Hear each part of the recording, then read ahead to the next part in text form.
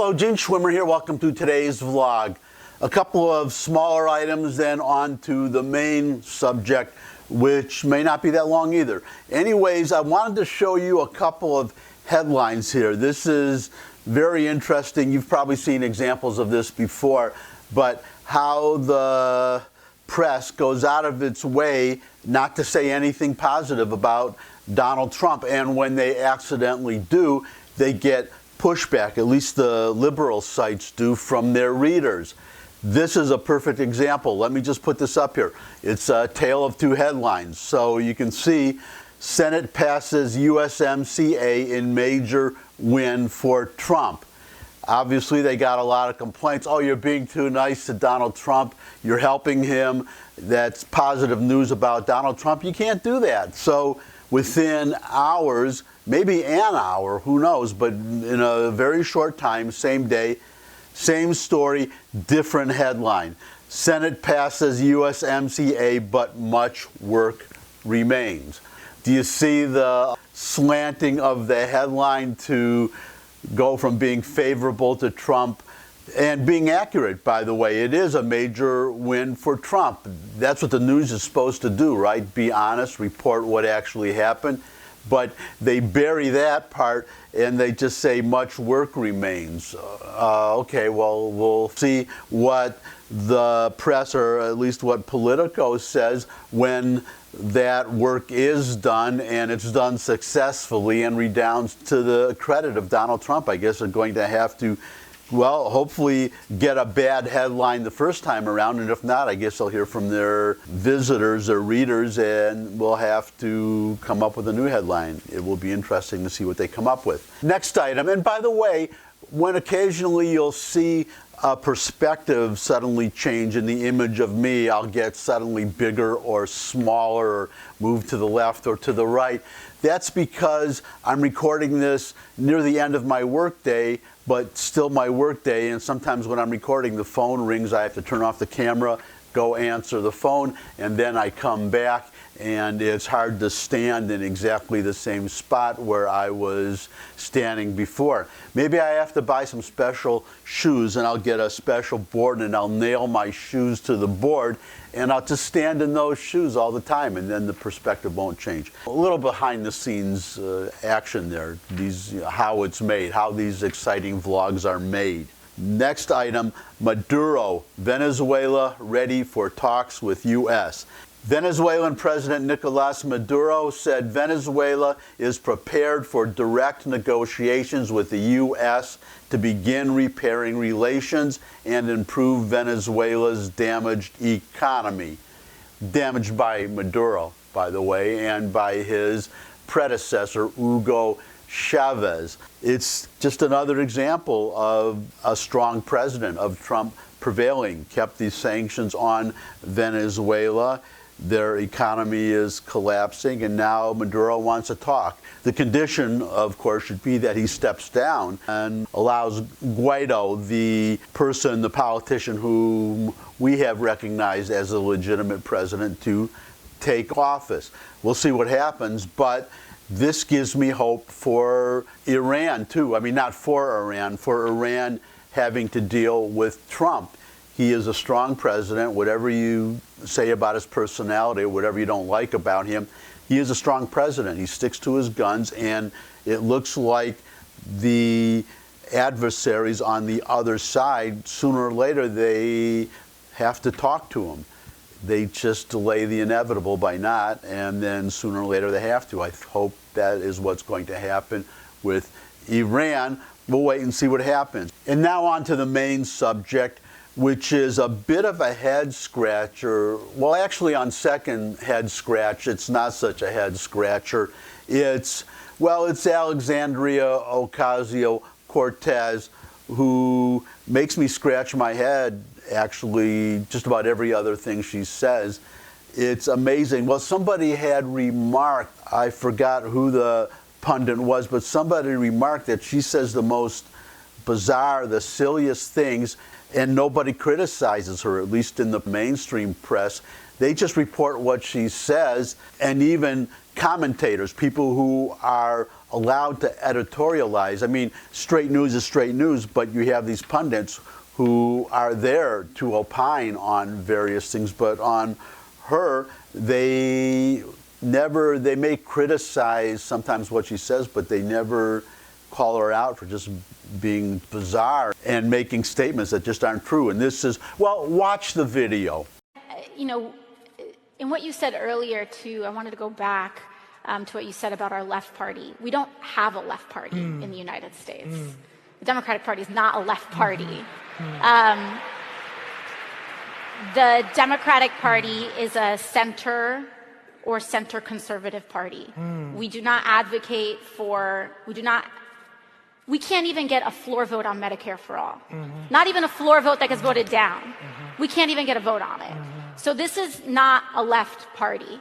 There are left members inside the Democratic Party that are working to try to make that shift happen.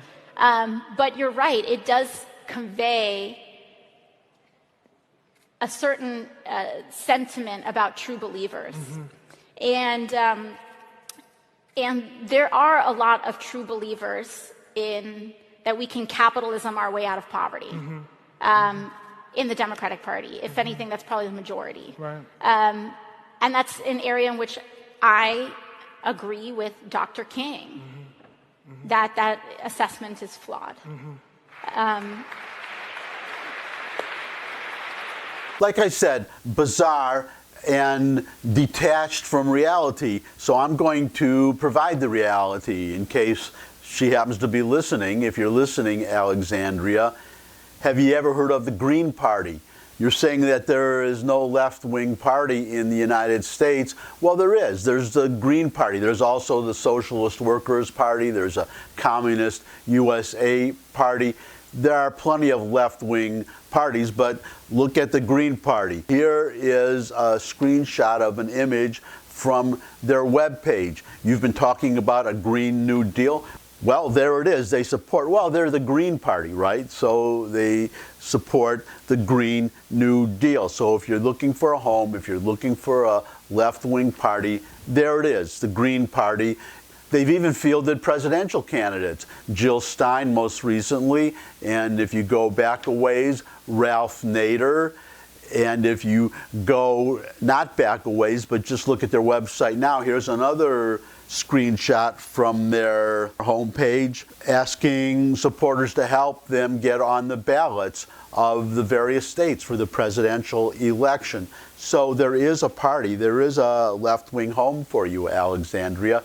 Let's talk about what the real problem is. If the Democratic Party is not progressive enough for you, then why don't you just leave and go with the Green Party or start your own party, which is what I think would be the honest thing to do. Look at the mid-1850s. We had the Whig Party that was not sufficiently against slavery for a lot of members of that party, and they formed the Republican Party. That was when and how it was 1854, I believe, that the Republican Party was formed. And then they ran Abraham Lincoln.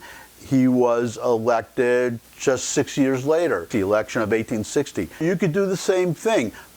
Get a bunch of your progressive friends together, your progressive colleagues together, start your own party, start today, and maybe in 6 years, as with Lincoln, when you'll be old enough to run for president, you could be the presidential candidate and maybe win, maybe become president of the United States. The problem is that if, and she knows this very well, and all the progressives know this very well, if they split from the Democratic Party and form a separate party, those two parties separately will never get enough votes, or at least not for a long time, get enough votes to win a presidential election against a much larger Republican Party. So what she is trying to do is basically hijack the Democratic Party, or if hijack is too strong a word, just trying to make the Democratic Party more left-wing than it is. That's why, I don't know if I mentioned this in an earlier vlog, I think you did, all House members, or the Democratic House members at least, are required to contribute part of their campaign receipts to a general fund to elect Democratic candidates and to re-elect incumbent Democratic candidates. She is not doing that. She is using all her money, or all the money that she can spare that she doesn't need for her own campaign, to contribute directly to candidates, and only to left-wing, quote-unquote, progressive candidates, and even worse, at least as far as her colleagues are concerned, contributing to candidates who are right now not running against the Republican candidate, but running against other Democrats. In other words, in the primaries. She is trying to do for other candidates what she did herself, which was to defeat in a Democratic primary a longtime, more moderate Democrat in her district, Joe Crowley, and took his place, got elected. Now she's trying to do that thing in other districts. She is promoting Democratic far-left candidates to challenge more mainstream Democratic candidates in the primaries. And those candidates and Nancy Pelosi and a lot of House Democrats, and probably other Democrats as well, are not too happy about that. The reason that the Democratic Party is not a more left-wing party, disappointing her, is because there are not that many people in this country who are as left-wing as she is. She is so far out of the mainstream that she has very few Democrats on her side. That is her problem. She is trying to convert the whole Democratic Party to, or force the Democratic Party to adopt her issues, to move as far to the left as she is. She doesn't care if the Democrats lose election after election after election, if they don't win a presidential election, if they lose the House this time. She's an ideologue. She is a true believer.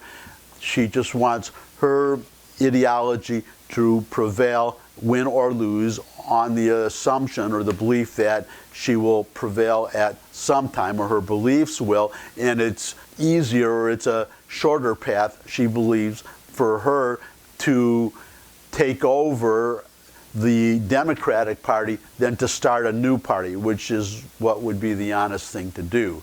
And the honest thing for you to do, or, well, yeah, it's honest, but it's really great anyhow, honest or not, and that's to give a thumbs up if you like this video. Share with anybody else you think would like the video. If you got any comments, there's a comment section below the video where you can put them, as well as any questions you might have or suggestions for future topics. You can also subscribe. I love getting new subscribers. And finally, come back and see me again. I look forward to seeing all of you again. And until I do see all of you again, bye.